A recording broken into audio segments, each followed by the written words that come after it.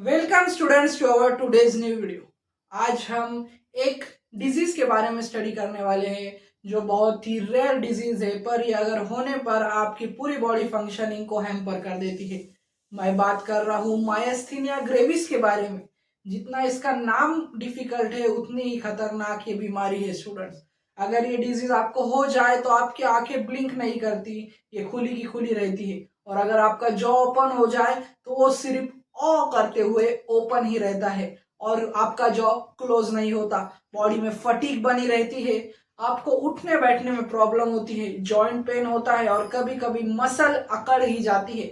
और अगर कोई भी बॉडी पार्ट की मसल अकड़ गई तो आपको वो क्रैम्प सहना पड़ता है।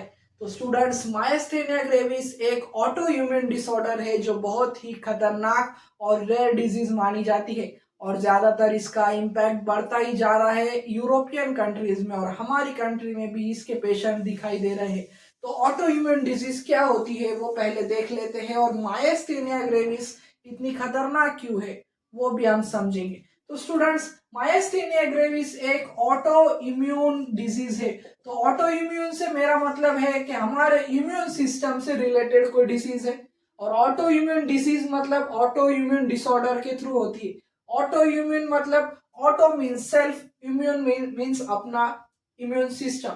तो हमारा इम्यून सिस्टम ही हमारे बॉडी सेल को जब फॉरेन समझने लगे, ऐसी डिजीज को हम ऑटो इम्यून डिसऑर्डर कहते हैं। और ऑटो इम्यून डिसऑर्डर में हमारी बॉडी के सेल ही हमारे सेल के खिलाफ एंटीबॉडीज बनाते हैं और उन्हें डिस्ट्रॉय करने लगते हैं। और इस वजह से हमारे मस्कुलर डिजनरेशन होता है, सिनेप्सिस, मस्कुलर न्यूरल सिनेप्सिस पर असर होता है और बॉडी के हर ऑर्गन की फंक्शनिंग हैम्पर होती है। और मायस्थेनिया ग्रेविस ऐसे इम्यून डिसऑर्डर में से सबसे रेयर और खतरनाक डिजीज है। और इसमें क्या होता है और कैसे होता है वो सब देखेंगे। पहले इसका बैकग्राउंड देख ले। तो स्टूडेंट्स, मायस्थेनिया ग्रेविस में आपको एक रिसेप्टर ध्यान में रखना है, एक केमिकल की वजह से होती है। और ये केमिकल है हमारे बॉडी में जो बार बार सीक्रेट होता है, वो है एसिटिल कोलिन केमिकल। और एसिटिल कोलिन केमिकल हमारे न्यूरॉन सीक्रेट करते हैं। एसिटिल कोलिन एक एक्साइटेटरी न्यूरो ट्रांसमीटर है। न्यूरो ट्रांसमीटर यानी एक न्यूरॉन से वो दूसरे हमारे मसल के पास जाने वाला ऐसा सिग्नल है जो हमारी मसल को कमांड देता है कि उसे कॉन्ट्रैक्ट होना है या रिलैक्स होना है। कॉन्ट्रैक्शन और रिलैक्सेशन में ये मदद करता है। और हमारे बॉडी में ये इसकी मात्रा हर दफा जब भी न्यूरल सिनेप्स होता है, मेरी मूवमेंट्स के अंदर, मैं मस्कुलर कॉन्ट्रैक्शन के अंदर मैं बोल रहा हूँ, मेरा जॉ ओपन है, मैं ब्लिंक कर रहा हूँ, हर वक्त एसिटिल कोलिन हमारे न्यूरॉन्स से निकलता रहता है और उसके रिसेप्टर्स पर जाकर बाइंड होने पर मेरी पलकें ब्लिंक कर रही है, मेरी मसल कॉन्ट्रैक्ट हो रही है, मैं वॉक कर रहा हूँ, मैं खड़ा हो रहा हूँ, मैं भाग सकता हूँ। तो इस सब में एसिटिल कोलिन का रोल है स्टूडेंट्स। और एसिटिल कोलिन जैसा इंपॉर्टेंट न्यूरोट्रांसमीटर क्या करता है, ये मसल्स को एक्साइट करता है और इसे एक्साइटेटरी फंक्शन भी कहते हैं। ये as a excitatory function play करता है स्केलेटल मसल के अंदर। और स्केलेटल मसल आप सबको पता है कि किस काम में आती है, पूरे बॉडी के मूवमेंट के अंदर स्केलेटल मसल का रोल है। यानी मैं बोल रहा हूँ, चल रहा हूँ, दौड़ रहा हूँ, आप देख रहे हैं, ब्लिंक कर रहे हैं, इस सब में स्केलेटल मसल का रोल है। तो एसिटिल कोलिन क्या होता है स्टूडेंट, एक नॉर्मल कंडीशन में नॉर्मल ह्यूमन के अंदर मसल के अंदर एक्टिवेशन, मसल एक्टिवेशन के लिए मसल के ऊपर एसिटिल कोलिन के रिसेप्टर प्रेजेंट होते हैं। और जब भी न्यूरॉन इस एसिटिल कोलिन न्यूरोट्रांसमीटर को रिलीज करते हैं, ये रिसेप्टर क्या करते हैं स्टूडेंट, उसे कैच कर लेते हैं। और कैच जैसे ही करते हैं, एसिटिल कोलिन उसका फंक्शन करता है, मसल एक्साइट हो जाती है, एक्टिवेट हो जाती है और हम मूवमेंट कर सकते हैं। ये है नॉर्मल कंडीशन। तो अगर कैच ले लिया एसिटिल कोलिन का न्यूरॉन से मसल ने, तो उस रिसेप्टर को हम एसिटिल कोलिन रिसेप्टर कहते हैं। और इस एसिटिल कोलिन रिसेप्टर का क्या काम है, कैच करना एसिटिल कोलिन को। और कैच करने पर मसल का एक्टिवेशन होता है और फंक्शनिंग होती है। पर मायस्थीनिया ग्रेविस के अंदर क्या होता है, अब वो सिनेरियो देखते हैं। नॉर्मल सिनेरियो तो देख लिया, अब ये है हमारा मायस्थीनिया ग्रेविस यानी एमजी कंडीशन डिसऑर्डर।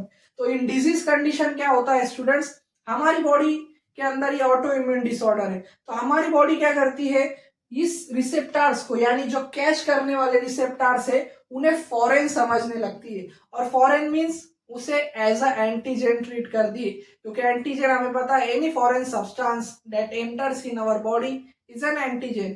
तो एंटीजन ट्रीट करने पर क्या होगा, इसके खिलाफ क्या करेगी ये हमारी बॉडी, एंटीबॉडीज बनाएंगी। और ये जो रिसेप्टर्स है उनका फंक्शन क्या है स्टूडेंट्स, कैच करना। तो इस रिसेप्टर्स पर हमारी बॉडी की सेक्रेट की हुई एंटीबॉडीज जाकर बाइंड हो जाएगी और इस रिसेप्टर को ब्लॉक कर देगी, यानी कैचिंग ब्लॉक हो चुकी है।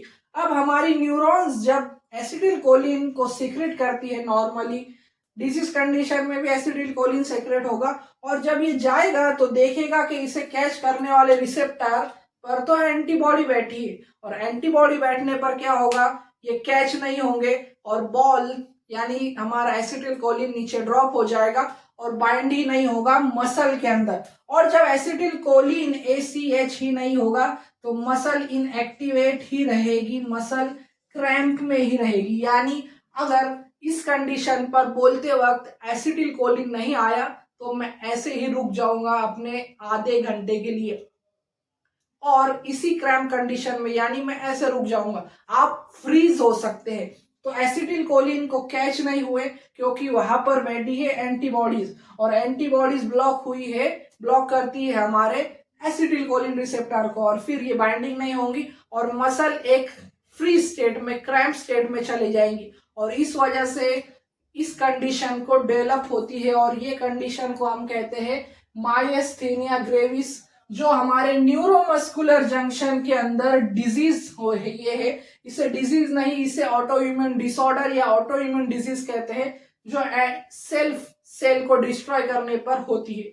तो स्टूडेंट्स इसमें क्या क्या सिम्टम्स होते हैं स्टूडेंट्स, सिम्टम्स ये है कि आप मूवमेंट नहीं कर पाएंगे, और मूवमेंट करता है नॉर्मली, ये फंक्शनिंग होता है, पर आप अकड़ जाएंगे आधे घंटे के लिए, 1 घंटे के लिए कोई स्टेज में, यानी आपकी मसल क्रैम्प रहेगी उस कंडीशन में। और क्रैम्पिंग का स्टेट आपको पता है कितना सीवियर होता है, और ये मस्कुलर आपके जॉ पर होता है, आईज पर हो सकता है, मसल्स में हो सकता है, लेग मसल में हो सकता है, काफ मसल में, जितनी भी मसल्स है, बड़ी बड़ी मसल, छोटी मसल पर भी होता है, इवन हम ब्लिंक करते हैं उस पर भी मायस्थेनिया ग्रेविस का असर होता है। तो स्टूडेंट्स ये ऑटो इम्यून डिसऑर्डर को ट्रीट करने के लिए हम इम्यून सप्रेशन ड्रग देते हैं, इसका ट्रीटमेंट यही है, इम्यून सप्रेशन ड्रग दिया जाए ताकि ये एंटीबॉडीज बाइंड ना हो और इम्यून सिस्टम उसे फॉरेन ना समझे।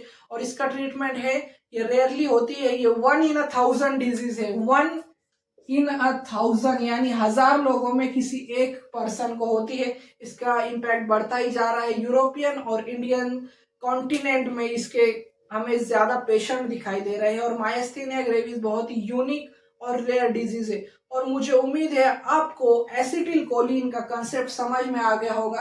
रिसेप्टर का काम है कैच करना, और अगर रिसेप्टर कैच नहीं करेंगे तो वो फ्रीज हो जाएंगी मसल और हम अकड़ के रह जाएंगे। तो स्टूडेंट्स ये था मायस्थेनिया ग्रेविस के बारे में।